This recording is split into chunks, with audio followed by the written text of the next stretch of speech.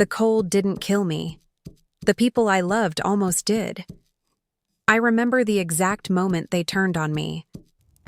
It was the morning after the third cattle attack, and I was grinding herbs in my cabin when the door burst open. 14 faces I had known my whole life stared at me like I was a stranger, like I was a monster. My name is Elara. I was 24 years old, with tangled chestnut hair that never stayed in its braid and my grandmother's bone necklace hanging against my chest. I had lived in that village since birth.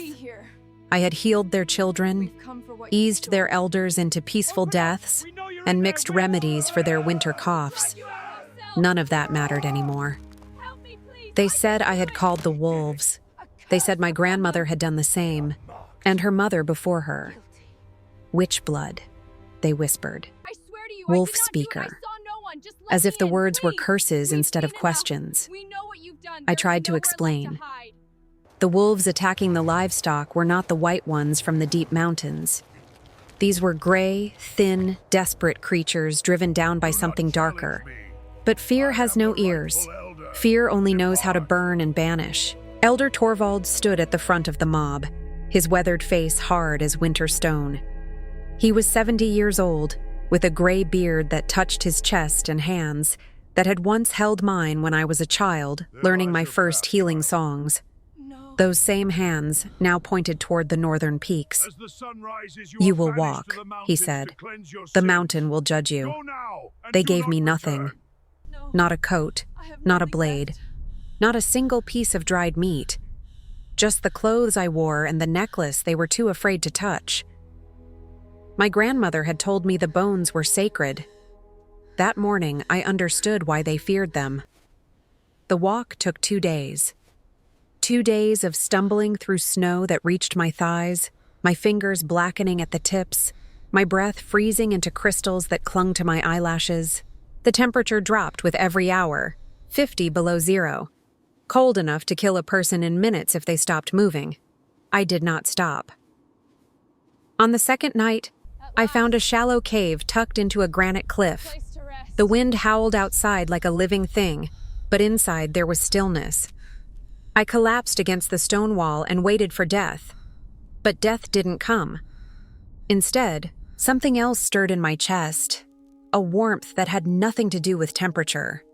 My grandmother's voice echoed in my memory, teaching me the old ways, how to read the land, how to find shelter in nothing, how to survive when survival seemed impossible. I started gathering before dawn, fallen branches thick as my arm, dead pine needles by the handful, animal bones scattered near the cave mouth, remnants of some predator's forgotten meal. I worked until my hands bled through the cold, until my muscles screamed for rest. By the third day, I had the frame of a yurt rising from the snow. It was crude, but it's ours. nothing like the elegant structures my grandmother had described from the old nomad tales. But it was mine. I stretched frozen deer hides over the skeleton of branches, packing snow against the base for insulation.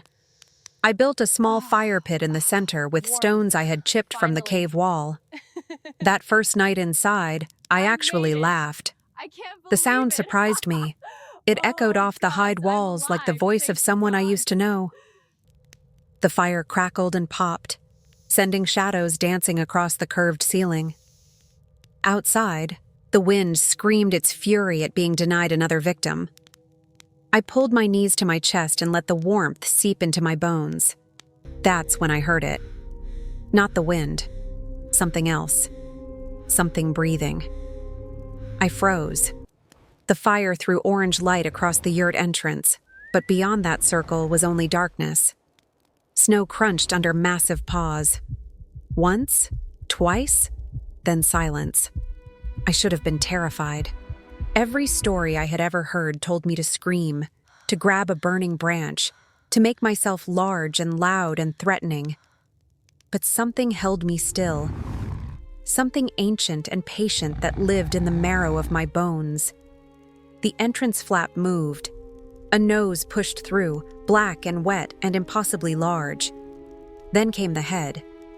He was enormous. A wolf the size of a young horse. with fur white as fresh snowfall and eyes that burned like amber flame. Scars crossed his muzzle in parallel lines, old wounds that spoke of battles survived. His breath misted in the cold air as he regarded me with an intelligence that made my skin prickle. The Alpha King, the ghost of the northern peaks, the creature my village believed I had summoned. He stood in my doorway, neither entering nor retreating, just watching, testing. I don't know what made me do it. Instinct, maybe, or madness. I slowly reached toward the fire and pulled out a stone I had been using to heat water. I set it on the ground between us, then retreated to the far wall. "You're cold," I whispered, "just like me." For a long moment, nothing happened. Then the great wolf stepped inside. He circled the warm stone once, twice, and lowered himself to the ground with a sigh that sounded almost human. We stayed like that until dawn. The wolf and the witch. Two exiles sharing warmth against the killing cold. I named him Kale in my mind, though I never spoke it aloud. It seemed presumptuous to name a king. Over the following days, he came and went as he pleased. Sometimes he brought gifts, dead rabbits, and once a full-grown deer dragged through the snow. I learned to read his moods in the set of his ears, the angle of his tail. He was not alone. On the fifth night, a smaller wolf appeared at the Yurt entrance. A female with silver-gray markings on her white fur and eyes that held a softer light. She was younger than Kyle, perhaps 3 or 4 years old, and she moved with a cautious grace that reminded me of a deer ready to bolt. I called her Luna in my heart. She was warier than Kale, watching me from a distance for 3 full days before she would enter the Yurt. But once she did, she became my shadow. Where I went, she followed. When I slept, she curled at my feet like a guardian spirit made flesh. Through Luna, I began to understand what had truly happened in my village. It started with dreams, strange, vivid visions that came in the deepest part of night. I saw a forest I had never visited, ancient pines stretching toward a sky thick with stars. I saw wolves running through the trees, their howls weaving together into something that sounded almost like song. And I saw another pack, gray and gaunt, their eyes burning with a different kind of fire. Hunger, hatred, corruption. The visions showed me a territory war that had raged for generations. The white wolves of the northern peaks were guardians, keepers of an old balance that humans had long forgotten. But another pack had risen in the eastern valleys, driven from their ancestral lands by human expansion. They had turned feral, attacking anything that moved, spreading chaos wherever they went. It was the gray wolves killing the village cattle, not Kale's pack, never Kale's pack. When I woke from these dreams, I found Luna watching me with those knowing silver eyes. And I understood something else too. These visions were not accidents. She was showing me, teaching me, testing whether I was ready to learn. My grandmother had known this truth. So had her mother, and her mother before her. We were keepers of the pact, women who bridged the gap between human and wolf, maintaining a balance that kept both worlds safe. The village had forgotten this history. They remembered only fear. But I was beginning to remember everything. The winter deepened. I lost track of days, measuring time instead by the rhythm of survival. Hunt, gather, repair the yurt walls, feed the fire, sleep. The wolves came and went, sometimes bringing food, sometimes simply sharing warmth. Kale rarely stayed more than a few hours, but Luna became a constant presence. She taught me to read the snow, where to find buried roots that were still edible, which ice was safe to cross and which would crack under weight, how to move through the forest without leaving obvious tracks. In return, I shared what I knew: herbs that could ease pain, techniques for cleaning wounds, the pressure points that could calm a racing heart. Luna absorbed this knowledge with an intensity that surprised me, as if she understood that someday she might need to teach others. I was setting snares near the frozen creek when I heard voices. Human voices, carried on the wind from somewhere below my mountain. My blood went cold. I abandoned the snares and ran, Luna keeping pace beside me. We reached a ridge overlooking the valley, and my worst fears materialized below. Torches, dozens of them, winding up the mountain path like a snake made of fire. I could make out figures carrying rifles, their breath misting in the cold air. At the front of the procession walked Elder Torvald. They had found me, or rather, they had tracked the unusual wolf activity around my yurt and drawn their own conclusions. "The witch lives," I could almost hear them saying. "She commands the beasts. We must finish what we started." Luna pressed against my leg, a low growl vibrating through her chest. I placed my hand on her head. "Not yet," I whispered. "Not like this." I had two choices: run deeper into the mountains and abandon any hope of returning to human society, or stay and face the people who had condemned me to death. My grandmother would have run. She had told me stories of the old keepers who vanished into the wilderness, becoming legends whispered around winter fires. But those keepers had not lived to see their villages destroyed. They had not watched their people succumb to a threat they refused to understand. If I ran, the gray wolves would keep attacking. The village would keep blaming the white pack. Eventually, the hunters would push deep enough into the mountains to find Kale's territory. There would be slaughter on both sides. The pact would die, and with it, any chance of balance. I couldn't let that happen. By the time the hunters reached my yurt, I was waiting outside. The fire behind me cast my shadow long and dark across the snow. Luna had vanished into the forest, though I knew she was watching from somewhere close. Torvald stopped 20 paces away, his torch raised high. The others spread out behind him, forming a semicircle of light and barely contained violence. I recognized most of them. Aldrich the blacksmith, whose daughter I had saved from fever 2 winters ago.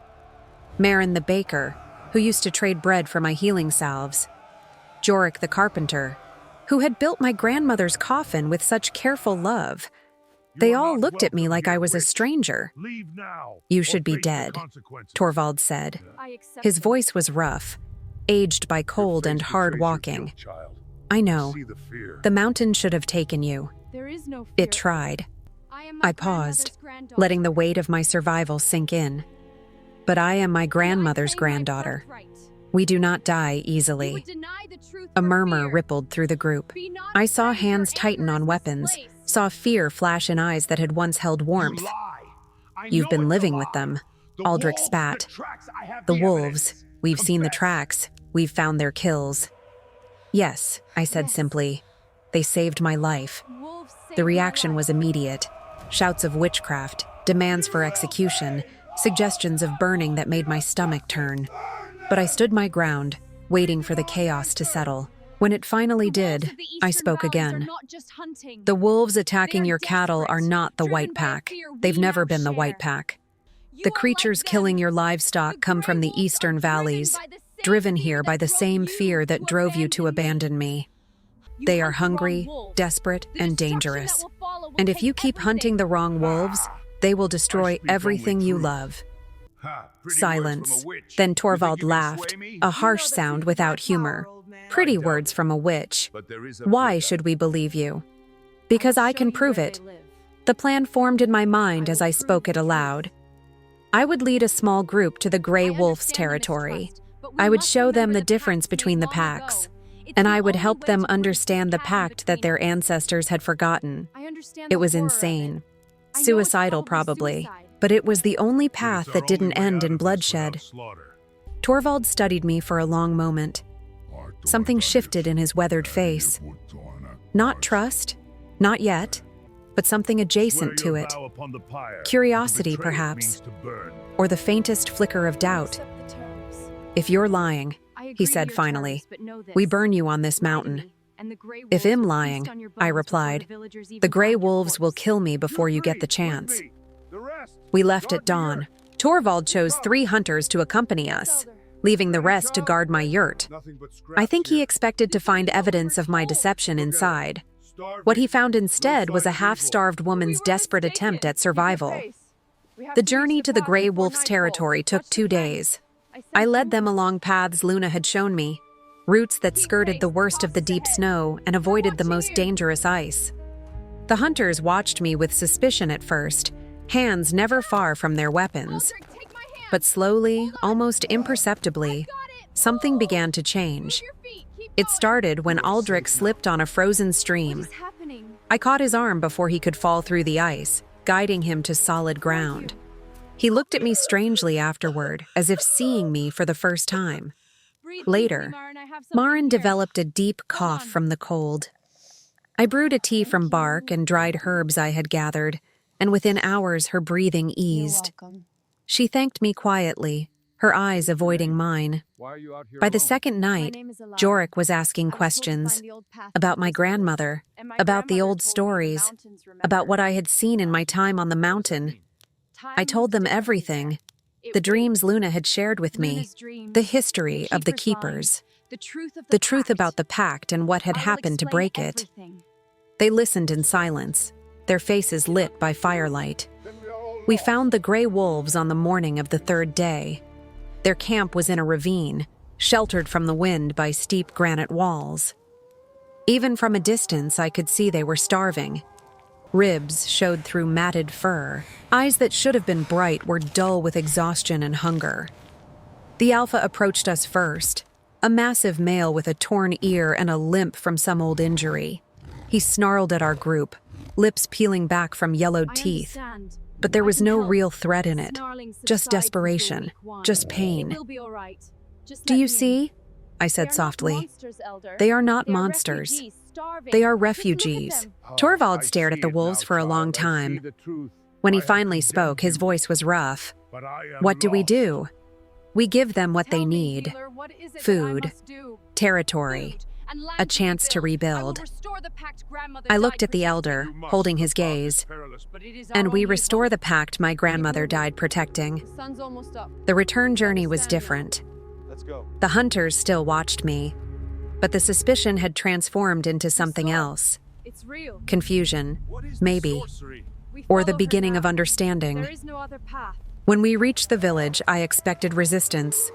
What I found instead was fear. The Grey Wolves had attacked again while we were gone, killing 3 sheep and injuring a shepherd boy. The people were terrified, ready to strike at any enemy they could reach. Torvald called a gathering that night. The entire village crowded into the meeting hall, their faces lit by torchlight and shadowed by desperation. I stood before them, my grandmother's necklace heavy against my chest. I told them everything, the truth about the wolves, the history of the pact, the choice that lay before them. Some refused to listen, some shouted for my death, but others, more than I expected, leaned forward with something like hope in their eyes. The vote was close, so close that Torvald had to count 3 times before announcing the result. The pact would be restored. I would be its keeper. The work began immediately. We established a feeding ground for the Grey Wolves at the edge of village territory, a place where hunters could leave scraps and carcasses without entering the forest. It wasn't charity. It was the beginning of balance. Kale appeared on the first night of the offering. He emerged from the tree line like a ghost, his white fur almost invisible against the snow. The villagers fell back in terror, but I stepped forward. This is the Alpha King, I announced. He leads the White Pack. They will help us guard against the Grey Wolves while we rebuild their strength. Kale approached the offering pile. He sniffed it once, then turned to regard the assembled humans with those ancient amber eyes. I don't know what he saw in their faces. Fear, certainly. Hatred, probably. But maybe something else, too. The smallest seed of trust. He took a single piece of meat from the pile. Then he turned and vanished into the forest, Luna appearing briefly at the tree line before following him. It was enough. For now, it was enough. Spring came slowly to the mountains. The snow retreated in patches, revealing bare earth and the first shy wildflowers. The gray wolves grew stronger, their ribs disappearing beneath healthier coats. They still watched the village from a distance, but the attacks had stopped. I divided my time between the village and the mountain. My yurt still stood, a monument to survival that I couldn't bring myself to abandon. Luna came and went, sometimes staying for days, sometimes vanishing for weeks. She was teaching the young wolves of both packs, I realized, passing on the knowledge of the pact that she had inherited from generations past. Kale visited less frequently, but when he did, it meant something. He would appear at the yurt entrance just as I was preparing to sleep, settling by the fire with that same weary sigh I remembered from our first meeting. We never spoke, not in words, but I learned to read his silence like a language. The village began to change. Children who had once thrown stones at wolf shadows now left offerings at the forest edge. Hunters who had sworn to kill every wolf in the mountains started tracking the Grey Pack's movements, reporting threats before they could escalate. Even Torvald, whose vote had nearly condemned me to death, became something like an ally. On the first anniversary of my banishment, the village held a ceremony. They lit torches at dusk and walked in procession to the edge of the forest. I stood waiting at the tree line, Luna beside me, Kale visible as a pale shape in the deeper shadows. The entire pack had gathered, I realized, white and gray together, watching. Torvald stepped forward. He was carrying something, a bundle wrapped in cloth. When he opened it, I gasped. My grandmother's journal, the one they had burned the night they dragged me from my home. It wasn't the original, he admitted. But we copied what we remembered. Every story, every remedy, every piece of the old knowledge we could recall. He held it out to me. It belongs to you, to your line, to the keepers who will come after you. I took the journal with trembling hands. The pages were rough, the handwriting a blend of a dozen different styles, but the words were there, the wisdom, the memory. Tears froze on my cheeks, but I was smiling. That night, I sat in my yurt with the journal open on my lap. Luna lay at my feet, her silver eyes reflecting the firelight. Kyle had come too, settling in his usual spot near the entrance. For the first time since my banishment, the three of us were together without fear, without urgency, just warmth and silence and the slow rhythm of breath. I thought about my grandmother, about the path she had walked before me and the path I was walking now. She had been a keeper in hiding, protecting the pact from the shadows. But I could be something different, something new. I could be a keeper in the light. The cold had tried to kill me. My people had tried to kill me. But I had survived. I had built shelter from nothing and warmth from emptiness. I had found family among wolves and purpose in betrayal. And now, at last, I had come home. Not to the village that had cast me out, not to the mountain that had almost claimed my life, but to myself, to the wild, fierce, unbreakable thing that lived in my bones and answered to no one's fear. I closed my eyes and listened to the wind outside. It no longer sounded like screaming. It sounded like singing, like wolves and grandmothers, and the ancient voice of the forest itself. Welcome back, it seemed to say. We have been waiting for you. I pressed my hand to my grandmother's necklace and smiled into the darkness. I know, I whispered. I'm sorry it took so long. Luna lifted her head and howled, a sound that rose through the smoke hole and scattered among the stars. From somewhere deep in the forest, Kale answered. Then another voice, and another, until the whole mountain was alive with song. It was not a lament. It was not a warning. It was a celebration, a homecoming, a promise kept across generations.